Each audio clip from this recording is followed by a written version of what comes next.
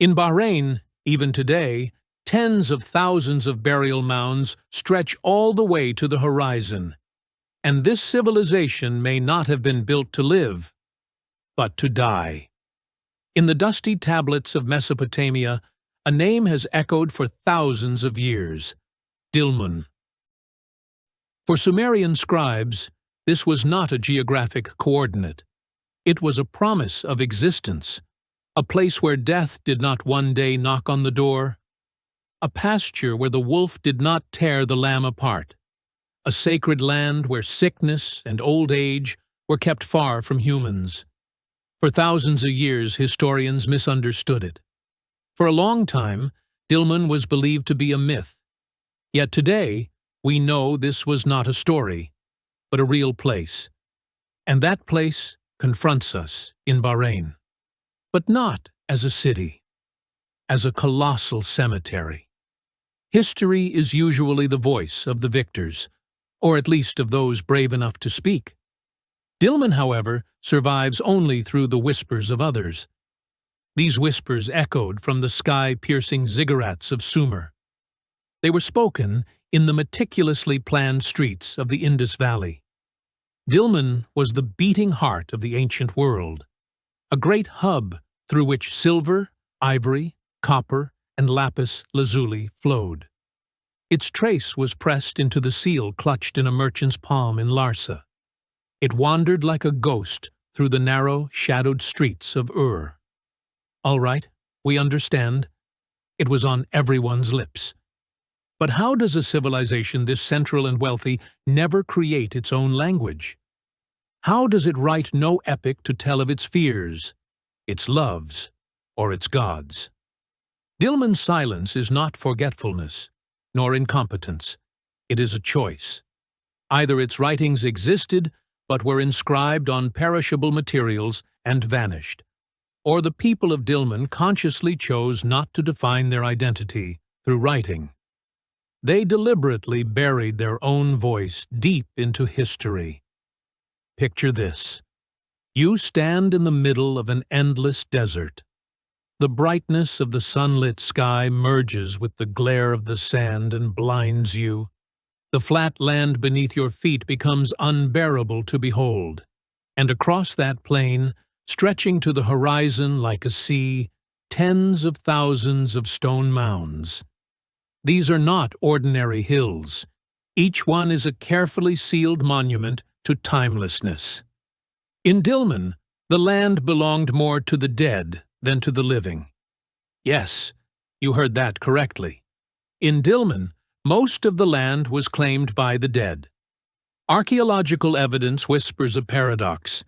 The number of graves found in Dilmun is shockingly high, far beyond the population that could reasonably have lived on the island at the time. This simple yet terrifying mathematical impossibility leads us to a single unsettling conclusion. So many graves, so much silence. What if Dilmun was never a city? What if this was not merely a city or a trade port? What if it was the final destination for the entire region, for all of Mesopotamia? A place to die, or to send the dead into eternity. People did not come here to live. They came to heal their deaths. Why? Why would someone travel thousands of kilometers to bury or be buried here? Why would they brave storms to carry the cooling body of a loved one to this salty, scorching island? Especially with the technology of that age, likely on camelback. The Sumerians called this place the land of the rising sun. Not merely a physical sunrise, but a gateway where the soul opened into another realm. Because this was not just Sumer's eastern neighbor. King Gilgamesh himself walked along these shores, holding the plant of immortality. Was he searching only for a longer life? Or was he seeking to cross the singular threshold where life and death acquire meaning? In Dilmun, freshwater springs burst forth from the seabed. For ancient people, this was an unexplainable miracle. Pure water emerging from salty depths was interpreted as life being born from death. That is why Dilmun was perceived less as a city and more as a threshold, a chamber of purification where people shed their worldly burdens before departing existence. Every excavated grave, every unearthed tablet, deepens the weight of this silence. Dilmun seals resemble nothing else from the ancient world. They depict bulls, gazelles, and ambiguous figures performing rituals while holding strange symbols. They are trying to tell us something. But our modern vocabulary fails to tune into that ancient frequency. These seals were not mere objects. They were identities, perhaps passports to be presented at the gate of the afterlife. And then, the sudden, dark fracture. Trade routes did not change overnight. The seas did not suddenly dry up. No massive invasion army appeared at the gates. Dilmun simply faded, as if a great silence descended upon the island. And that silence eventually swallowed the living as well. A civilization that never raises its own voice is doomed to vanish when others stop remembering it. Or perhaps that was the ultimate goal all along, to disappear completely, to dissolve into darkness as if it had never existed. When archaeologists entered these mounds, they did not find only bones and pottery. They found the physical form of fear and hope. The people of Dilmun buried their dead with their most precious belongings, sometimes their finest clothes, sometimes jewelry, sometimes specific ritual objects. This was not the sign of an ending. It was preparation. But preparation for what? If this was the Sumerian Pure Land, why did it contain so many corpses? Perhaps Dilmun was not paradise.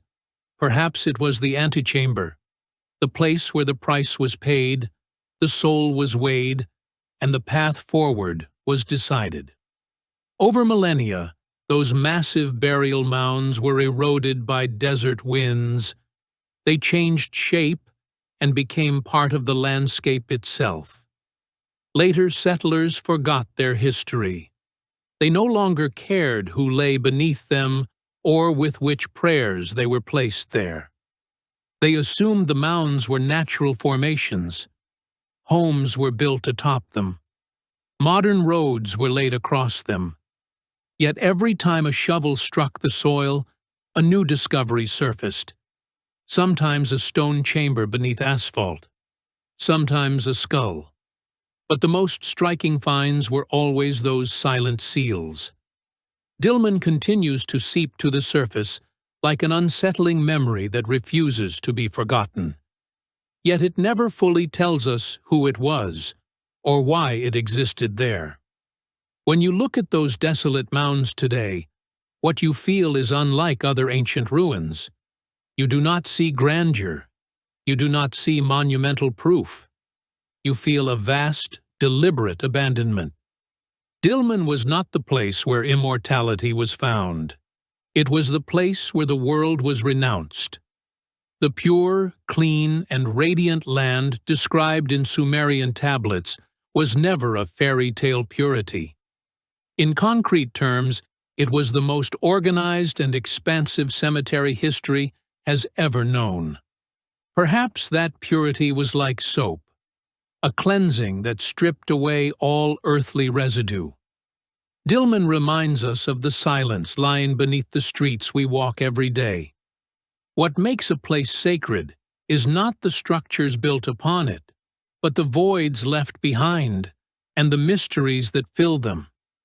Some civilizations do not leave the stage because they are defeated. They leave because they have nothing left to say.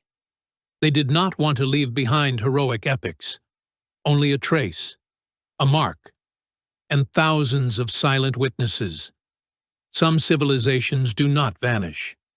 They simply never return.